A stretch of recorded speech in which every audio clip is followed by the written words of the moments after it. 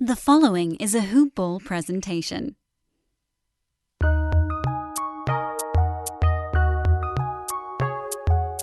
Welcome to the Fantasy NBA Today podcast.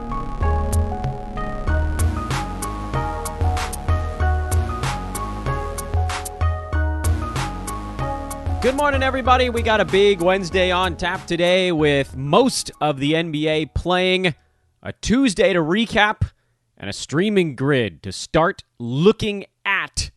It's Fantasy NBA Today. I am Dan Besbris, your host. Thanks so much for tuning in, everybody. You can follow me on Twitter at Dan Besbris, DanBesbris, or just Google search Dan from Hoop Ball. You can also follow Hoop Ball on Twitter at Hoop Ball Fantasy. That is the news feed. You should be following it. If you're not, well, you should. Hoop-ball.com is the website. Want to continue to let you guys know you can still jump onto the premium package for $4.99 a month, which gets you basically to the end of the regular season right now. I think we're about a month and 2 days away. But if your league ends early, or maybe you just don't need help those last 2 days, hop on hoop-ball.com, click on the premium tab, and choose Fantasy Pass. And for $4.99, you can get a streaming chart, access to the Discord, schedule grid, all that good stuff. Particularly that Discord, again, you get in there after you got your subscription. I'm hoping that everybody that has one is using Discord right now, because you can bug the pros, myself included. Let us guide you to your championship. Spend $4.99 now to guarantee that you, I don't know what the hell you got to do. I don't know. What are you winning? How much is your league worth? 300, 400, 500, 800? $5 is not a crazy investment to lock that sucker up. Frankly, $4.99 is nothing. So please do check that out. Fantasy Pass at hoop-ball.com. Let's go through what happened last night. It wasn't a particularly busy Tuesday, just a 7-gamer, and I think the last 2 games were just sort of a whole truckload of not very much. But we'll dive in here and let's see what we can pull out. Brooklyn beat Minnesota running away. Blowout. Afternoon game. Minnesota, of course, playing both of their games right now on this sort of fabricated back-to-back in the afternoon because of local curfews, and this one got out of hand quickly. Karl Anthony Towns out for the Wolves, and when he's out, things really hit the fan. And he's out again tonight, or today, I guess. That game's starting in just a couple of hours here. Presumably, someone will do a little bit more, but that's a rough way to go, man. If you're you got the Nets and the Bucks on the back-to-back without your best player, you know, there's fill-in arguments to be made for Minnesota, but I'm not diving into those all too much. I think you see better performances from most of the main guys. Anthony Edwards is sort of the one dude who still did a little bit of stuff, arguably very inefficient in doing so. And then Jared Vanderbilt, who I think the Wolves have basically decided is a center at this point. He had a better ball game because, again, Cat was out. Jaden McDaniels, quiet. Ricky Rubio, quiet. D'Lo, quiet. It was just not a memorable afternoon for the Timberwolves. Over on the other side, they're rotating through different guys in and out. It sounds like Kyrie Irving is going to be back for the Nets game against Philadelphia later on today, but Kevin Durant is going to be sitting out the second half of that back-to-back, as is Blake Griffin, and LaMarcus Aldridge is still out with his stuff. So you get these weird lineups every night, and this will be a tougher test, certainly, against the Sixers, team the Nets are fighting with for that top seed. Who's going to play? I don't really know. I thought Bruce Brown was going to be able to go nuts, and he actually had a pretty good ball game in this one that we're talking about against Minnesota, but now if Kyrie Irving's back, that probably pushes him to the side a little bit, and so you're looking at Kyrie, you're looking at Joe Harris. You could probably stream Bruce Brown, but you're rolling dice a little bit there. And then with no Aldridge and no Blake Griffin and no Kevin Durant, Jeff Green probably ends up taking enough shots. He only took 2 shots in yesterday's ball game. He probably gets 6 or 7. Has a knack for getting to the free throw line, even in his older age. And then Nick Claxton, he did a little bit more. DeAndre Jordan. I'm not jumping at any of those guys I just talked about. So let's just keep moving. This one, not a whole lot of data. No Kawhi Leonard for the Clippers on their back-to-back on this short 3-game road trip. Paul George also now sitting out the second half of the back-to-back. He went big in the first half of it, 36 points, 7 boards, 8 assists. He's back to being hot again after kind of a quiet spell. When one of the two superstars is out, Marcus Morris and Nick Batum tend to get going. Like, a lot. Batum, 14-5, a steal, 5 blocks, 2 3-pointers, one of the better lines of the day. Marcus Morris got his 12 shots. That's the magic number. And sure enough, he had a good fantasy game. And he probably will again today. Clippers on the back-to-back. Not an easy travel back-to-back. But, and then also with Paul George sitting it out. So all of those guys are going to get a whole bunch of things to do. And presumably Reggie Jackson will get 15, 16 shots himself. There's all sorts of stream opportunities in this ballgame for the Clippers tonight. Nothing that's really going to last very long, but, something to explore since it is streaming season. Although, for most of us, unless you're trying to gain ground, you fell too far behind in games played in a games crap format, a game. So, if you're in a head-to-head league, I don't think that I would venture too far with these Clippers. Maybe Nick Batum, who, and this is stuff we should have done yesterday if you were streaming, because they've got yesterday, today, they play again on Friday, and then they're done. They play again on Friday and then Sunday this week, and then they're Tuesday, Wednesday, Friday next week. So there's a little bit of window there, but it's not the juiciest of streaming schedules, and certainly if you didn't have them for yesterday, then you sort of missed the front end of 3 and 4. On the Indiana side, no surprises at all. Miles Turner, we're still waiting on any update on him in the meantime. Karis LeVert, getting his big usage. Malcolm Brogdon back. Domantas Sabonis back. They've been back for a couple of ball games now. Justin Holiday played 33 minutes. Continues to teeter right on the wrong side of the cut line. Although Doug McDermott hurt himself here. Sprained his left ankle. If he misses a game or two, you've got to think that Holiday could do enough in that instance. Although, LeVert is such a high-usage guy when he's on the floor. That does seem to have disrupted things a bit for Indiana. Not that I'd ever knock him. He's, a fun player to watch, but I don't know that all of that moving bodies around for Indiana actually helped them much this year. Atlanta beat Toronto, and I don't fully know how they did it. I think the foul discrepancy was a pretty big difference maker here. Bogdan Bogdanovic was solid. Clint Capella was great. He was a big part of this success. Kevin Huerter was decent. Brandon Goodwin was decent. But nobody really blew me away. But it was enough. Toronto's resting everybody for their ball game tonight. So Malachi Flynn has an opportunity to do some gigantic stuff. Sounds like Siakam and Anunoby are actually still going to be in there. Why, I don't know, but they are. So those guys are good to go. Got some questions about Kem Burch. He and Chris Boucher basically splitting the center minutes yesterday. Aaron Baines has been cast aside. Burch looked pretty good in that ball game last night. I don't think that this is, we end up in this spot so many times where people keep asking is it time now to drop Chris Boucher? And the answer every time is still no. He's still number 58 in 9-cat on the season. And in his previous ball game, he had 17 and 14.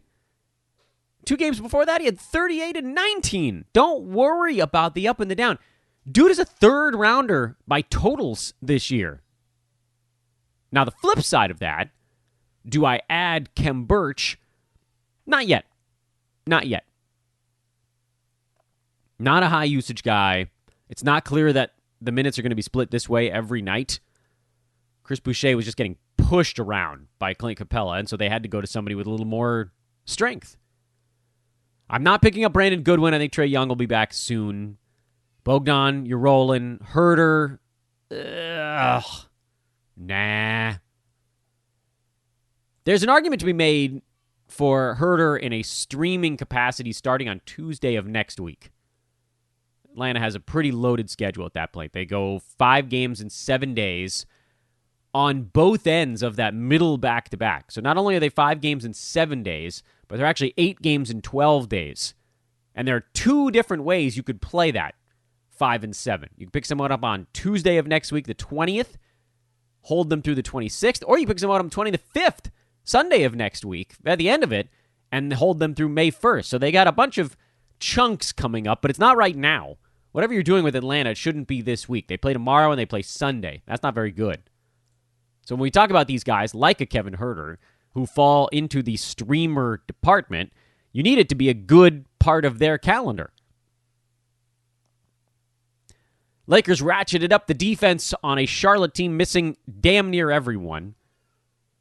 Hornets played Jalen McDaniels for 40 minutes. Miles Bridges, 36.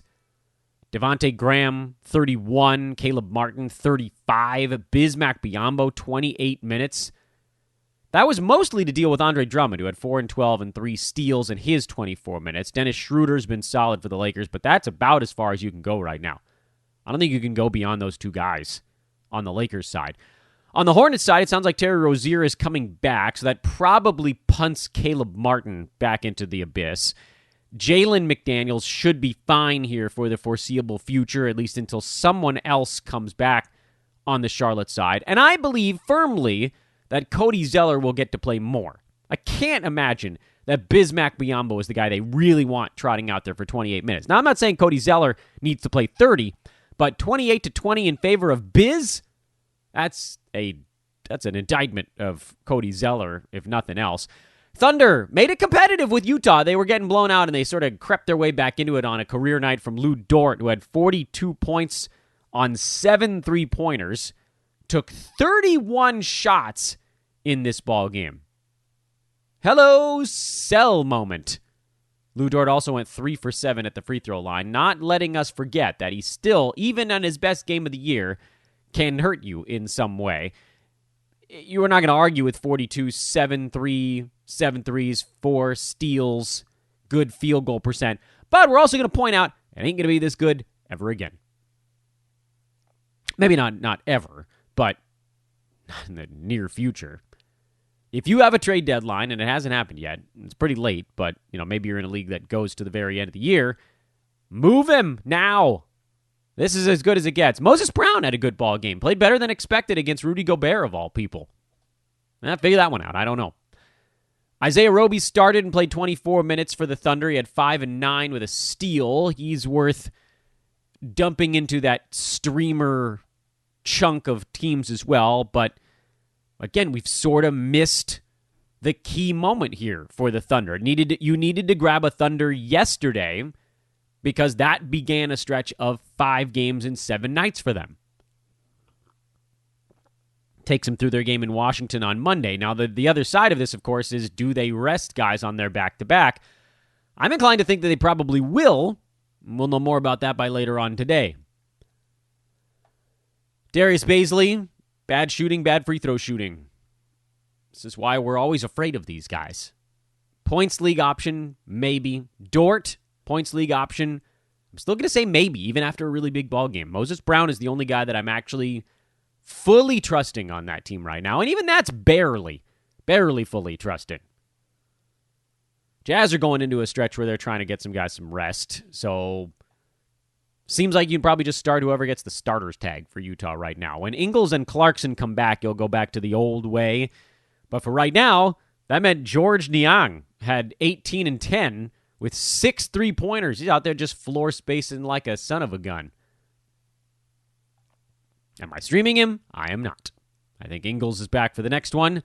And then Smokin' Joe, that's your guy, coming back off a rest day. Boston beat Portland.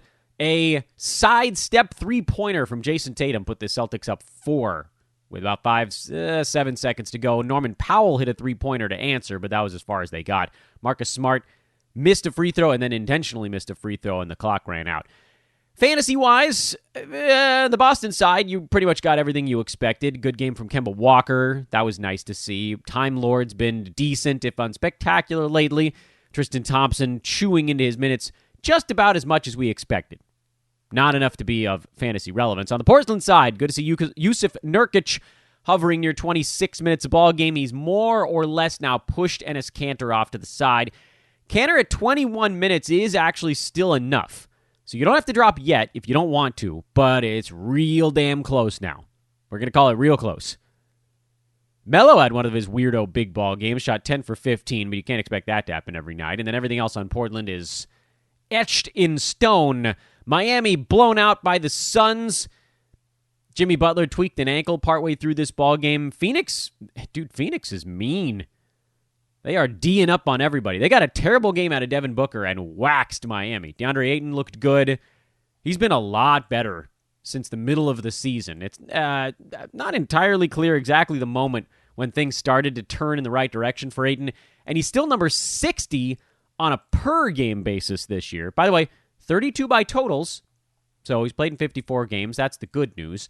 Bad news is he got off to such a terrible start that, the fact that his last 20 ball games have actually been pretty good, top 40 per-game basis last 20 games. If that's where he was the whole year, I don't think most people would have been all that upset. That would have been something in the neighborhood of like a round and a half off the mark. But second rounder inside the top 50, you can stomach that. Second rounder in the 70 to 80 range, that's a punch in the you-know-wheres. So good to see Ayton getting it going here and kind of keeping it going. Usage still hasn't really gone up all that much. He's just really settled in. And then this was a blowout, so everybody else was sort of goofball numbers. Chris Paul didn't need to do very much. Torrey Craig, Campaign, Javon Carter. These guys played pretty good minutes off the bench yesterday, but you and I, none of us, should care. No updates on Victor Oladipo. Kendrick Nunn, who seemingly should be a decent streamer, only played 21 minutes in this game. Tyler Hero and Goran Dragic pushed him off the map. Miami decided they needed Trevor Ariza out for 26 minutes in the ballgame. Right now, the only Heat you're really trusting are Butler and Bam, and maybe Duncan Robinson, who wasn't as great in this ballgame, but has certainly been better last month and a half, more like a top 80 kind of guy. So I'll roll with those three dudes. And then because Miami, thank you COVID for canceling ball games, also just rolled into an 8-12 stretch with a pair of 5-7s in that same build. By the way, they're going to be exhausted. Look for the teams to be completely cooked by the end of that. They go back-to-back off, game off, back-to-back off, game off, back-to-back. That's what that looks like, to go 5-7 on either side of a middle back-to-back, or including, that's the coupler in the middle. So Miami was a really good team to start streaming yesterday, and really not the worst in the world to start streaming on Sunday of this week. If you want to go with that long streamer, provided you actually need stuff for this week in addition to future weeks. Many of us, I think, are probably gearing up for next week this week. And don't worry, we'll talk about that on our Friday show, which is the playoff week one look ahead for those that start next week, which is most Yahoo leaks. That's where we're basing that off of. So, relatively, I hate to say this, I know you guys just listened to 15 minutes of breakdown on it, but relatively boring Tuesday from a fantasy standpoint. Most of the interesting stuff has to do with who's not playing tonight. And it's a lot of folks. They're keeping us busy. So let's pivot now into the look ahead, because it's an important one. First of all, there's a crap ton of games. There's one that's starting this afternoon. Milwaukee, Minnesota. Haven't got an update on Giannis yet, and we're only a couple hours from game time. I believe he's still listed as questionable. Nope, just got ruled out 5 minutes ago while I was doing the breakdown on yesterday. Giannis is out, so that means all the other stuff is still in play. You can stream Bobby Portis, Dante, Chris, Drew, all those guys, Brooke, those guys all get a big old bump. And on the Minnesota side, Cat is indeed also out. Really, that just serves to ruin the game, because Minnesota's probably going to get blown out by the third quarter, and then everybody ends up sucking. So let's move past the midday game. That's going to be a little bit of a rough one. Brooklyn at Philadelphia. Sixers favored by a ton in this one. No Kevin Durant. Sounds like Kyrie Irving is back, though. Line is all over the map. I can't figure that one out to save my life. Philly is healthy by all accounts. We've already talked about what you could potentially do with the Nets. Do you want to stream a Bruce Brown, or just go Kyrie and Joe Harris and call it a day? That's your safe move. You know me. I wouldn't want to blow a game on someone or a move on someone. Because on top of all of this other stuff, Brooklyn's schedule is fairly spaced out right now. They had a 4-game week going. Got mushed into a back-to-back yesterday and today because of the postponement on Monday. But they're not really a great streaming schedule. if you're looking at guys to throw in there on that one. Leave that on the top of your brain. Cleveland! Sounds like Larry Nance Jr. and Jared Allen are both coming back for this one. We'll see how the Cavs situate their front court now. I think you'll see Kevin Love stick in that high 20s mark. He's been ramping up. Dean Wade is likely going to get pushed probably out of the picture. Cavs, I don't believe they've played since Sunday without triple checking myself. Yeah, they played Sunday, lost to New Orleans at home. Kevin Love had been soaking up. He played 31 minutes in that game on Sunday. Isaiah Hartenstein played 22, and Dean Wade played 32. So if you're wondering, where will the minutes come from for Jared Allen and Larry Nance Jr., Hartenstein, I don't even know if he plays now with all these other guys back. Dean Wade, I think they probably want to get him in there because they like him a little bit, but it's not going to be 32 minutes anymore. Torian Prince will lose a couple of minutes. Jetty Osman will lose a couple of minutes. And there will be a ramp up here, most likely, because neither Nance nor Allen has played in about 2 weeks. But once they get up to whatever the target minutes are for those guys, high 20s, those dudes we just talked about, Wade, Osman, Hardenstein, they disappear. Nance and Allen, would I start them tonight in a games cap format? Cop-out answer of the day. I need to see if there's a minutes limit. That'll answer that question for us. If there's no minutes limit, then yeah, you drop them in there. And hopefully we'll get some data on that before you have to make your call. Back to the mega card here coming up. Charlotte, with Terry Rozier back. That, as we mentioned, pushes Caleb Martin back out of the picture. But you can still roll with all those other guys. And I'm still going with Cody freaking Zeller. I can't believe that he'll do next to nothing 2 games in a row with Bismack, the only other front court player of note. I can't believe that would be the case. Cavs are going to probably go pretty big. So, I don't know. Does that mean that Biz is going to get 28 minutes again? I guess it could. Spurs, meh. Toronto, resting most guys. We already talked about that during the recap part, so we can pretty much gloss over this ball game. Clippers, also resting everybody. We also kind of talked about that because of their back-to-back. Covered too much of this stuff during the recap portion of the proceedings. If you missed it or you were sort of glazing over during the Toronto or Clippers portion of our recap, for Toronto, Flynn, you roll him out there. You're still going with Boucher. For the Clippers, Batum, Marcus Morris, those are the guys that are going to see a big bump. Reggie Jackson should also do enough tonight. But then, I come looping back around to streaming stuff. Clippers just play twice over the next 5 days after this one tonight. And then they have a back-to-back after that, but you're probably best served not dealing with the Clippers over the next 5 days because there are plenty of teams that go 3 times during that span. And plenty of teams that, as we've talked about before, are starting juicier parts of their schedule that don't help you out. And indeed, one of the 2 Clippers back-to-backs is next Wednesday when basically everybody in the league is playing again. Your business may be small, but you've got big goals. Brother Laser Printers can help you succeed, no matter the space, task, or budget. From crisp black and white to vivid full color, our printers offer affordable quality you can trust. Plus, fast printing and high page yields make them ideal for home offices and shared workspaces. It's no wonder Brother is the #1 retail brand in laser printer unit sales in the U.S. With Brother at your side, go from small to do it all. Shop now at brother-usa.com/laser.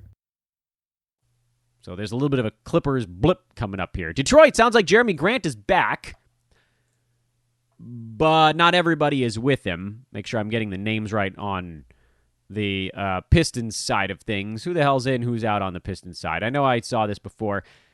Dennis Smith Jr. and Rodney McGruder are out. Everybody else is playing. This will give us a pretty good look at what the Pistons want to do because this game is not part of a back-to-back. They just had 2 days off prior to it. So first of all, that tells us Dennis Smith Jr. is quite hurt. So no point in dealing with him. What's the status on Killian Hayes? We'll know based on how many minutes he plays tonight. Hamidou Diallo, we'll get some data there. Josh Jackson, we'll get some data there. And then the Clippers, this is something to watch, starting Friday, they begin a 5 games in 7 night stretch, which pulls you through Wednesday of next week. So you're about to hit a really nice Pistons long stream, full week. 5 games, 7 days. Turn that slot into a Piston. You don't have to worry about it until next Thursday. Long stream. Long streamers. Registered trademark. Fantasy NBA today. The Knicks are in New Orleans taking on the Pelicans. It should be a pretty good ball game. It's defense versus offense, really. The Knicks are predictable right now. We're waiting on Derrick Rose to turn a health corner, and he may or may not do it. By the way, while we're talking about Derrick Rose, it made me think of Jason Tatum. Both of those guys recovering from pretty good fights with COVID. Jason Tatum revealing last night post-game that he's still using an inhaler. And he had COVID in January. 3 months out. And he's not normal. He said he's getting close, though. So that's something. So, just like 60% of the NBA season. That's all. And he's been playing better lately. Kendrick Perkins calling him out for looking kind of tired on the basketball court. Yo, Perkins! You forget he had COVID? This bleep lingers, guys. My uncle had it. Now, admittedly, he's quite a bit older than Jason Tatum.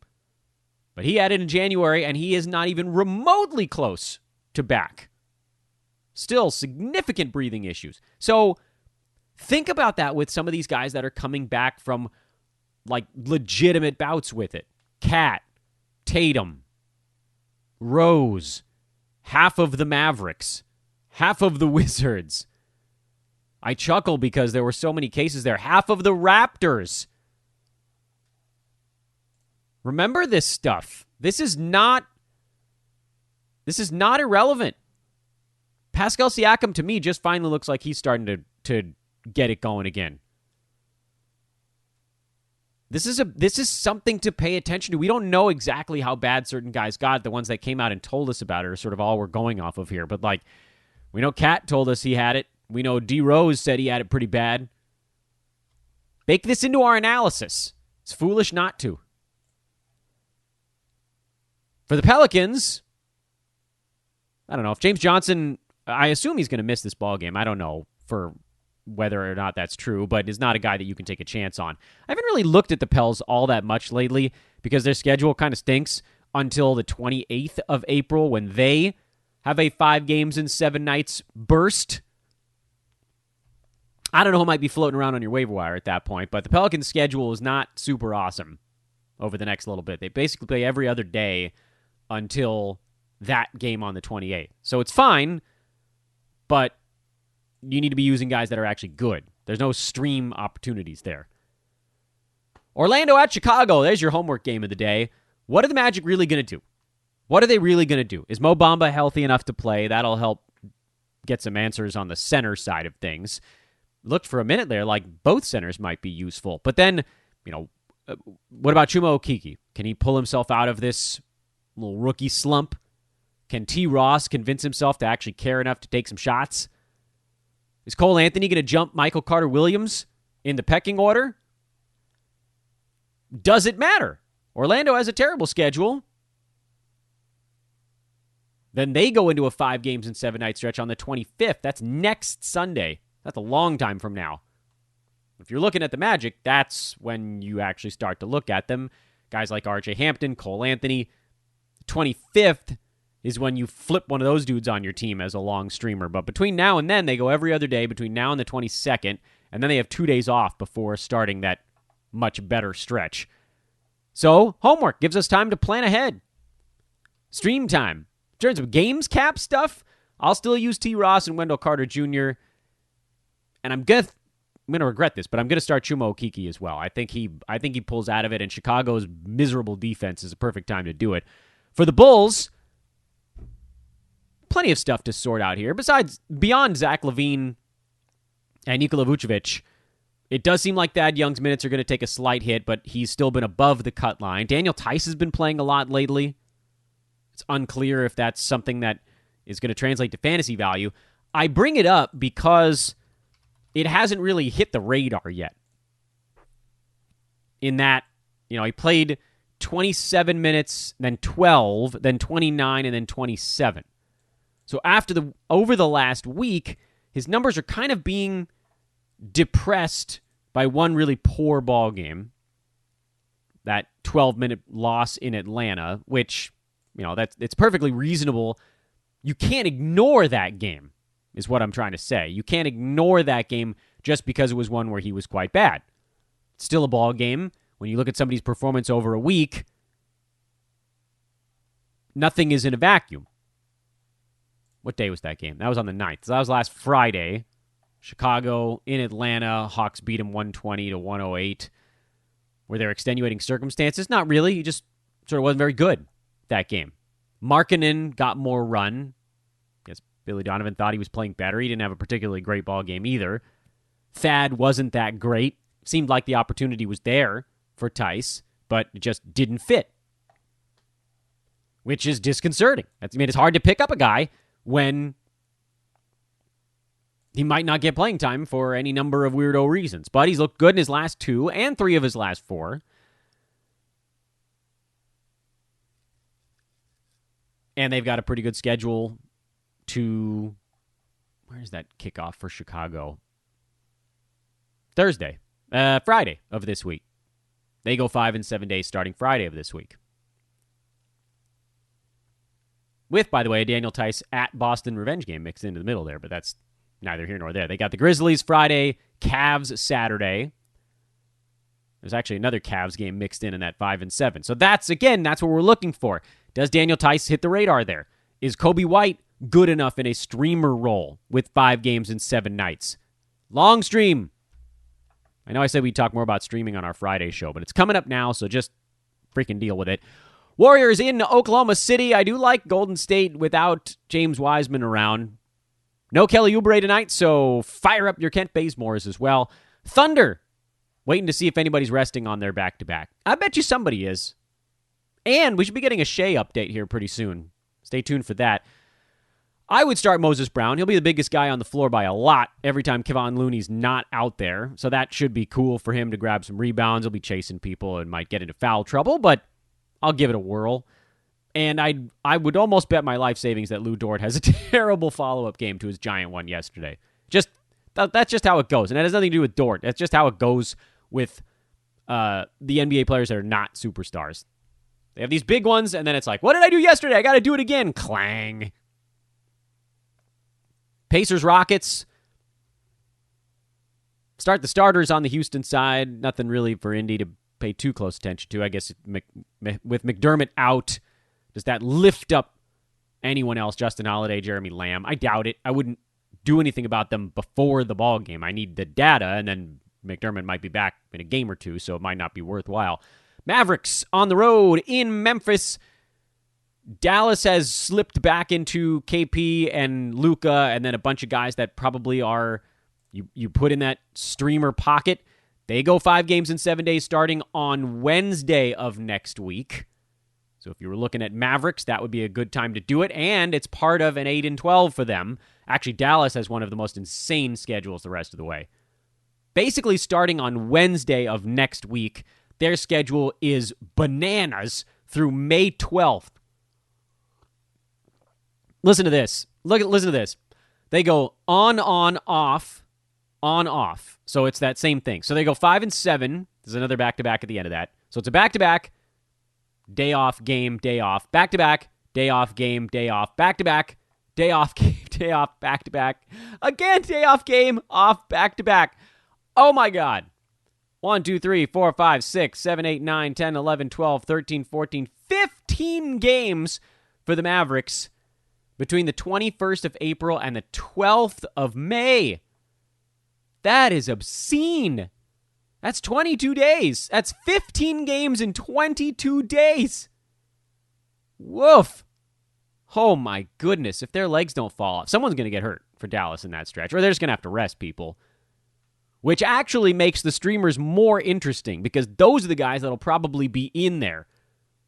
And the beauty part is you could start your Maverick stream at any one of 1, 2, 3, or 4 different pivot points and still get 5 games out of the next 7 days. You could do it on the 21st, the 26th, the 1st of May, the 6th of May. Any one of those 4 times, you pick up a Maverick, you're getting 5 games in 7 nights. So keep an eye on guys like Josh Richardson, Jalen Brunson, Tim Hardaway Jr., particularly because Porzingis is probably going to rest 1, 2, 3, 4, 5 of those what did I say, 15 games? So they'll only play 10. Luka probably rests 2 or 3 of them, I would bet. Maybe they sit him in Sacramento. Maybe they sit him tonight against Detroit. Excuse me, not Detroit. That's on the 21st against Detroit at the front end of that. Now, we're getting ahead of ourselves because Mavericks are in Memphis, but right now they only play 3 games between now and the 21st. So all that to say, if you're looking at the Mavs, you're looking at them too early. Grizzlies. Sounds like DeAnthony Melton is still a little ways away, so I don't know. Do we have the nuts to start Grayson Allen? I don't really. They have an okay schedule, the Grizzlies do, over the next little bit. Their schedule gets much better starting at Sunday of next week. They go 5-7, and then they've got that. They actually have that kind of same thing. And the Grizzlies actually have a stretch later on this year, I believe, where they have 4 games in 5 nights, which the NBA was kind of trying to get rid of. But because of how weird the schedule was and how many games the Grizzlies had postponed, I think they've had to reassess that. Let me quickly double-check myself on that note, because it's a weird one, so I want to make sure this is real. Yeah, they play back-to-back, off, and then another back-to-back. They're all home games, so there isn't any travel there, but if you're thinking about Grizz, whoever it might be, Grayson Allen, I mean, it brings a lot of guys into the streamable picture with Memphis. But, again, we're getting ahead of ourselves. Doesn't really settle in until Sunday of next week, April 25th, through basically the end of your playoffs, whenever the hell they are. You want to just max out on Grizzlies because they play pretty much every damn day. That's where we're at right now. It's stream time. And frankly, even in GamesCap Roto, you need to start looking at the other type of streamer, meaning the injury fill-in, the rest day fill-in, stuff like that. You don't have to long stream because you probably don't have a moves cap. But you need to be looking at fill-in guys to make sure you don't fall too far behind in games played, because your stars are probably going to be resting in here. Washington in Sacramento, Wizards off their win over Utah, actually on a decent road trip right now. This game has all the weirdo markings of the Kings' last gasp. I don't know why, it just feels that way, although the Kings likely without Richaun Holmes, so that's probably wrong. I don't know. I really don't know what the hell they're going to do at the front court. Probably going to see some Damian Jones. You're probably going to see a little bit of Whiteside and maybe some Barnes at the 5 when the Wizards roll with anyone besides Gafford, maybe. There's plenty of opportunity here for Sacramento to go super small if they want to, because you could put almost anyone on Davis Bertans if he's the Wizards' 5 for any stretch at all. Then you've got Alex Len, Robin Lopez, and Daniel Gafford. Watch Gafford. If he jumps over everybody else, he's wildly over-rostered right now on the hope that he does jump over everyone else, especially this time of year where you can't really afford to be sitting on someone. But Wizards are actually in an okay, very short scheduling spot here. They have 3 games in the next 4 days. Then their schedule doesn't really get good again until Sunday. It's that same thing again. A lot of teams starting on Sunday of next week, they start to jam a bunch of games in together because, Wizards had a bunch of stuff canceled earlier, or postponed, earlier this season. Sacramento hanging on by a thread. I am interested to see what happens out there if Holmes has to miss any time. Otherwise, I'm not very interested. Miami, question mark, of course, is Jimmy Butler. Is he playing? He's questionable for their game in Denver tonight. If he's out, then some of their other streams just get better. Because we already talked about the Heat are in a great scheduling patch right now. They're on a 5-7. And it's a pair of those. If you missed this first 5-7 for the Heat, pick one up on Sunday. And you'll get them for 5 over the next 7 days then. Probably too late. Although an argument could be made now that if Butler has to sit out a game or two, then even without the 5-7, guys like Nunn, Harrow, Robinson, do they jump over the cut line? Or does it actually hurt them? We saw that at one point earlier this year when Butler was out for a while, and everybody just kind of stunk because nobody was getting the ball where they needed to, and the creators weren't creating the right way. He's that engine. Take the engine out of the car, and sure, every other part of the car gets to do more stuff. It's a bad metaphor. But they're probably doing the wrong stuff. With Denver, big question mark here is what happens with Jamal Murray now out for a year. I'm inclined to think more activity for Aaron Gordon and Will Barton. Facundo Campazzo and Monty Morris are likely going to split that point guard job, and it's going to be a coin flip on any given night who actually gets to do it.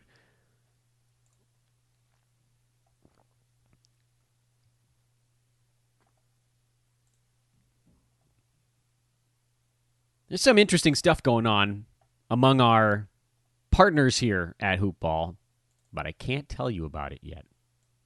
That's your tease of the day. That's your tease of the day. In the meantime, rate and review the podcast, especially if you're going to enjoy stream time.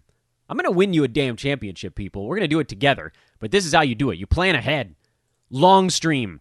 Convert your team into a long streamer in head-to-head. I know. You guys are like, Dan, you've ignored us all year. We head-to-headers.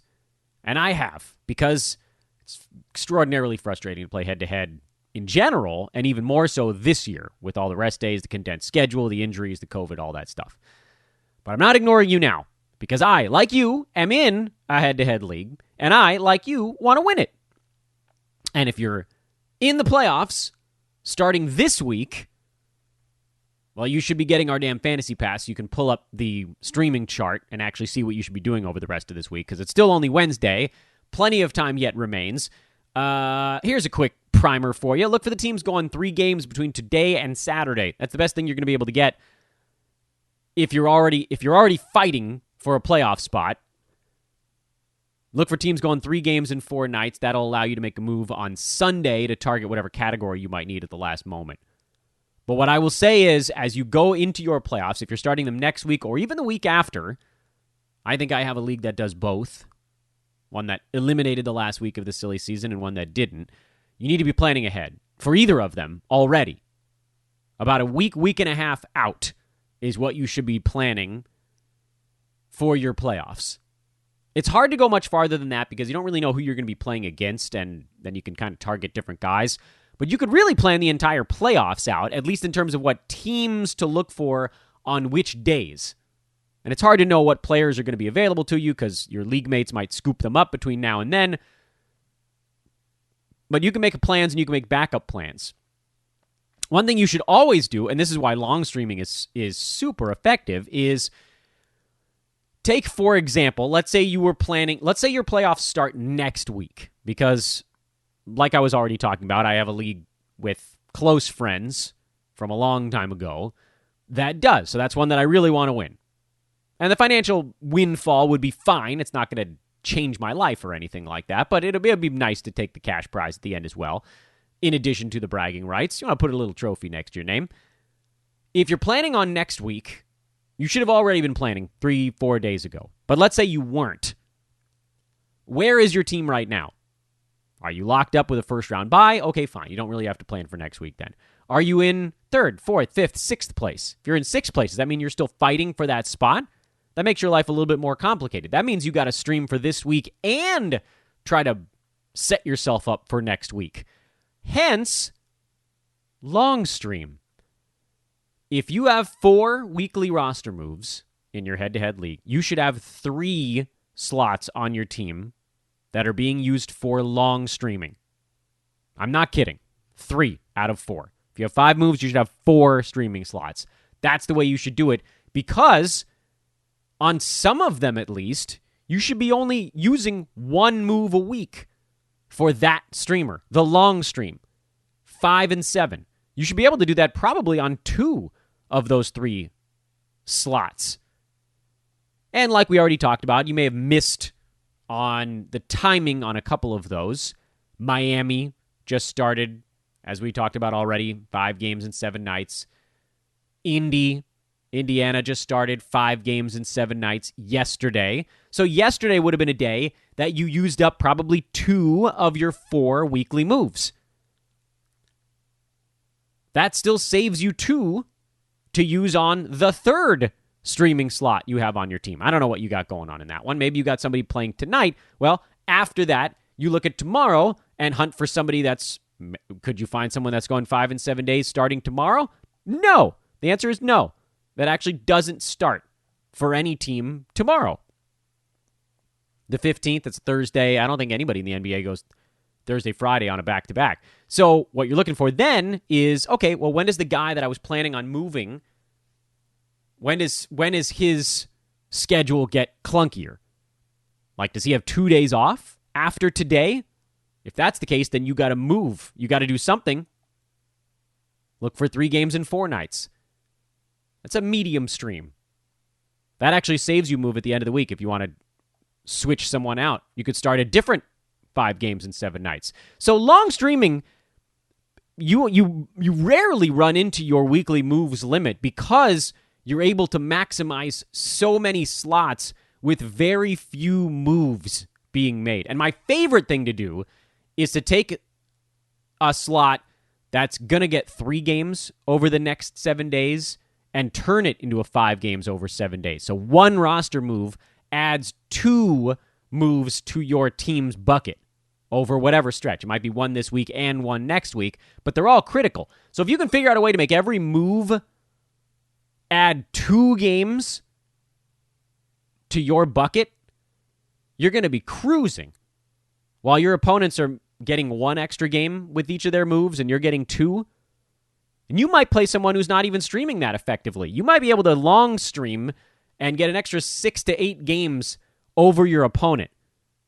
If you don't win with an extra 6 to 8 games over your opponent, well, your team probably wasn't that good anyway. Because you should be pretty close if the games were pretty close. And an extra 6 to 8, 10 to 15% bump on everything, every category, yeah, you're darn right you should win it. That'll do it for today. We'll keep this up. This is the beginning of it.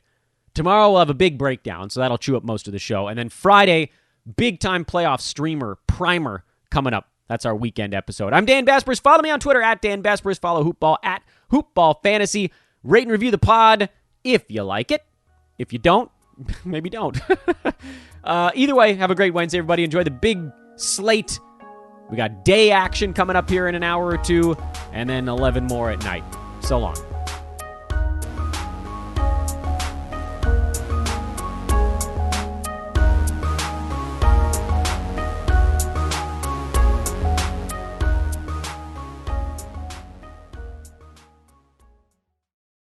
This has been a Hoop Ball presentation.